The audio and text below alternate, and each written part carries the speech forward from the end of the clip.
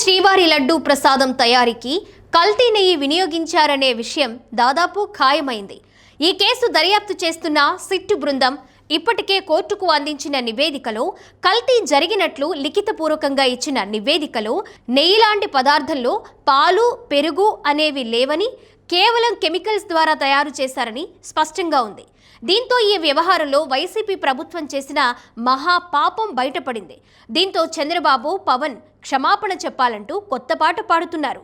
Issue divert చేసేందుకు మరో అడుగు ముందుకేసిన వైసీపీ నేతలు బూతులతో రెచ్చగొట్టే వ్యాఖ్యలు కూడా చేస్తున్నారు. ఇక సిట్ నివేదిక ప్రకారం అప్పుడు టీటీడీ ఈవోగా పనిచేసిన అనిల్ కుమార్ సింఘాల్ పై కూటమి సర్కార్ బదిలీ వేటు వేసింది. ఆయనను వెంటనే జీఏడీలో రిపోర్ట్ చేయాలని ఆదేశించింది. ఇంతవరకు బానే ఉంది. మరి సింఘాల్ తర్వాత ఇన్ఛార్జి ఈవోగా పనిచేసిన జవహర్ రెడ్డిని కూటమి సర్కార్ మర్చిపోయిందా?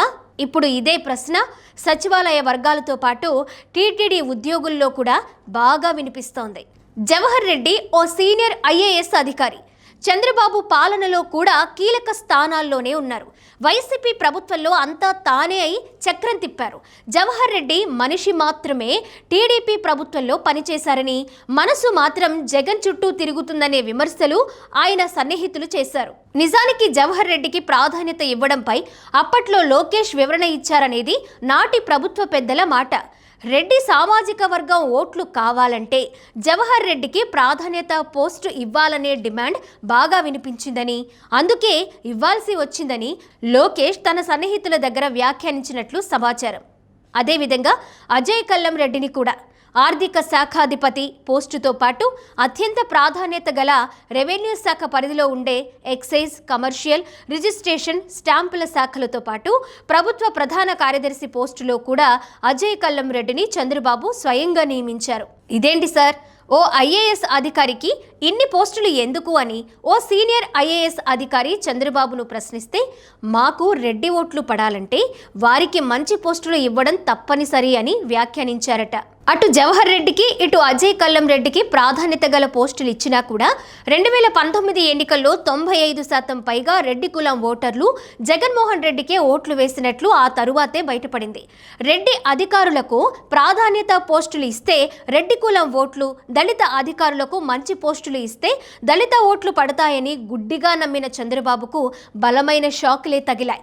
ఇప్పుడు కల్తీ నెయ్యి కుంభకోణంలో టీటీడీ ఈవో పోస్టు నుంచి సింఘాల్ను బదిలీతో కూటమి ప్రభుత్వం చేతులు దులుపుకున్నట్లుగా ఉంది. కానీ అప్పట్లో సింఘాల్ తర్వాత ఇన్ఛార్జి ఈవోగా జవహర్ రెడ్డి నియమితులయ్యారు.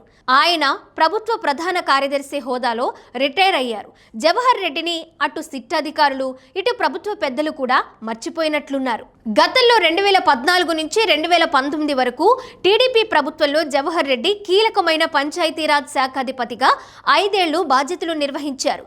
దీని వెనుక చంద్రబాబు ఆశీస్సులతో పాటు అప్పటి మంత్రి లోకేష్ అభయం లేకుండా సాధ్యమా అనే మాట బాగా వినిపిస్తోంది. గ్రామీణాభివృద్ధి శాఖను కూడా చంద్రబాబు పైన లోకేష్ ఒత్తిడి తెచ్చి ఇప్పించారని అప్పట్లో మీడియాలో కథనాలు వచ్చాయి కూడా. అందుకే ఇప్పుడు జవహర్ రెడ్డి మీద ఈగ కూడా వాలడం లేదనే మాట సచివాలయ వర్గాల్లో బాగా వినిపిస్తోంది.